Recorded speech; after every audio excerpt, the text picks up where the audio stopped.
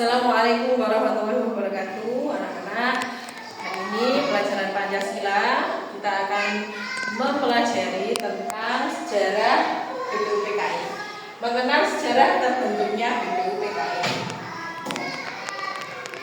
Tujuan pembelajaran kita hari ini, melalui pembelajaran ini siswa diharapkan dapat memahami pembentukan BPUPKI, tujuan bentuknya, serta mengenal tokoh-tokoh yang terlibat di dalamnya.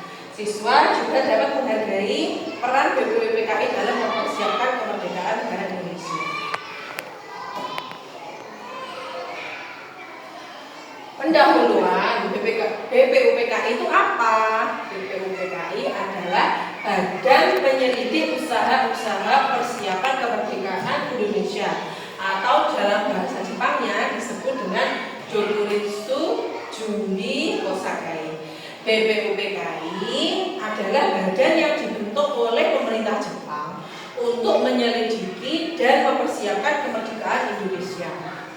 BPUPKI ini dibentuk pada tanggal 29 April 1945 sebagai langkah awal negara Indonesia menuju kemerdekaannya. Latar belakang terbentuknya BPUPKI ini oleh pemerintah Jepang sebagai bagian dari upaya Jepang untuk mendapatkan dukungan dari rakyat Indonesia dalam menghadapi Perang Dunia Kedua. Pembentukan BPUPKI juga merupakan bagian dari janji Jepang kepada Indonesia untuk memberikan kemerdekaan kepada Republik Indonesia. Sekarang tugasnya BPUPKI. Apa sih tugasnya? Sebenarnya tugasnya BPUPKI itu yang pertama, menyelidiki usaha persiapan kemerdekaan Indonesia. Yang kedua, mempersiapkan undang-undang dasar untuk negara Indonesia yang merdeka. Selanjutnya, merumuskan dasar negara dan bentuk pemerintahan yang akan diterapkan di Indonesia setelah Indonesia itu merdeka. Anggota BPUPKI. BPUPKI terdiri dari 68 anggota yang dipilih oleh pemerintah Jepang. Sebagian berasal dari kalangan pribumi dan sebagian dari Jepang. Anggota BPUPKI ini dilantik pada tanggal 29 April 1945. Ketua BPUPKI namanya adalah Rajiman Widjodiningrat, dibantu 2 orang ketua muda, yaitu Ichibangasai Yoshio dan Raden Panji Suroso. Sidang pertama BPUPKI itu diselenggarakan tanggal 30 Mei tahun 1945 sampai dengan 1 Juni 1945. Sidang pertama ini membahas tentang apa? Sidang pertama membahas tentang BPU bertujuan untuk membahas dasar negara Indonesia dan juga pembahasan usulan dasar negara Indonesia oleh tokoh-tokoh seperti Muhammad Yamin, Dr. Supomo dan juga Insinyur Soekarno. Dari usulan Muhammad Yamin pada tanggal 29 Mei 1945,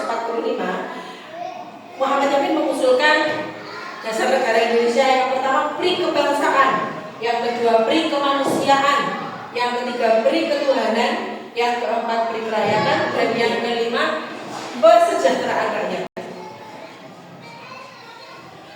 Dari Dr. Supomo, usulan dari Dr. Supomo, yang pertama, persatuan, yang kedua, kekeluargaan, yang ketiga, keseimbangan lahir dan batin, yang keempat, musyawarah, dan yang kelima, keadilan rakyat.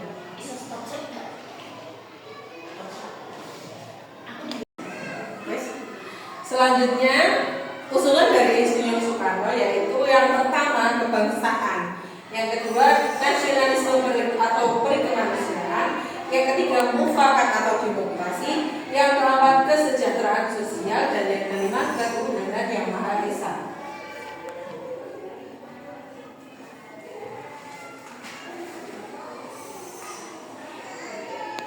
Dalam sidang itu pun, Insinyur Soekarno menyampaikan bahwa kelima dasar negara tersebut dinamakan dengan Pancadharma. Tapi atas usulan temannya yang seorang ahli bahasa, Insinyur Soekarno mengubah Pancadharma menjadi Pancasila, yang artinya panca artinya 5 dan sila artinya dasar. Hari disampaikannya pidato penyampaian rancangan dasar negara oleh Soekarno diperingati sebagai hari lahirnya Pancasila. Pembentukan Panitia 9. BPUPKI membentuk panitia kecil yang disebut dengan Panitia 9. Tugasnya Panitia 9 adalah menampung dan membahas berbagai masukan yang menyempurnakan dan merumuskan dasar negara.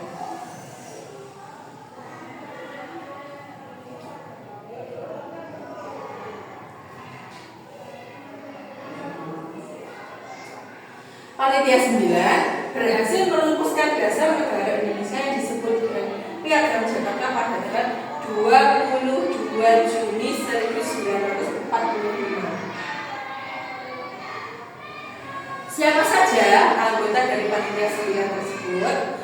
Yaitu yang pertama, Insinyur Soekarno sebagai ketuanya, yang kedua Muhammad Hatta sebagai wakil ketua, yang ketiga Muhammad Yamin sebagai anggota, dan keempat Mr. A. Maramis, yang kelima Otto Iskandar Dinata, keenam Sutarjo Kartodikusumo, yang kelima Ki Bagus Hadikusumo, yang ke-8 Wakil Kiai Haji Wakil Hasim, yang kelima Mr. Ahmad Subarjo. Kegiatan Panitia 9 pada tanggal 22 Juni 1945, Panitia 9 mengadakan rapat penting di kediaman Insinyur Soekarno yang terletak di Jalan Pegangsaan Timur nomor 56 Jakarta. Rapat ini merupakan kelanjutan dari perumusan dasar negara yang dilakukan secara non formal di luar sidang BPUPKI. Fokus utamanya adalah menyusun dan menyepakati merancang pembukaan Undang-Undang Dasar Negara Indonesia yang akan segera merdeka. Hasil dari pertemuan ini adalah dokumen bersejarah yang dikenal dengan Piagam Jakarta. Piagam ini memuat rumusan awal negara Indonesia dan menjadi tonggak penting dalam perumusan konstitusi Indonesia. Selain mencerminkan kompromi dan kelompok nasionalis dan agamis, piagam ini juga dapat menjadi dasar konseptual bagi pembukaan Undang-Undang Dasar 1945. Sidang kedua BPUPKI yaitu tanggal 10 Juli 1945 sampai 17 Juli 1945. Sidang keduanya bertujuan untuk membahas bentuk negara, wilayah negara, kewarganegaraan, rancangan undang-undang dasar, ekonomi, keuangan, dan pendidikan. Setelah tugasnya dianggap selesai, BPUPKI dibubarkan oleh pemerintah Jepang pada tanggal 7 Agustus 1945. Sebagai gantinya, pemerintah Jepang membentuk PPKI atau Panitia Persiapan Kemerdekaan Indonesia. Dalam bahasa Jepang disebut dengan Dokuritsu Zumbi Inkai. Tugasnya adalah mempersiapkan semua hal yang berkaitan dengan pelaksanaan kemerdekaan, termasuk pengaturan pemindahan kekuasaan dari Jepang kepada Indonesia.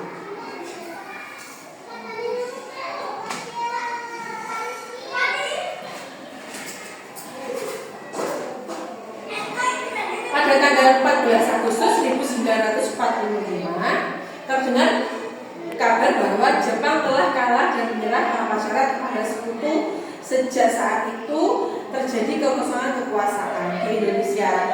Hal tersebut dikarenakan tanggal 6 Agustus 1945 kota Hiroshima dijatuhi bom oleh bangsa Sekutu. Dan pada tanggal 9 Agustus kota Nagasaki juga dijatuhi bom oleh Sekutu. Makanya pemerintah Jepang memberikan kemerdekaan kepada Indonesia, dan akhirnya Indonesia bisa merdeka pada tanggal 17 Agustus 1945. Sekian penjelasan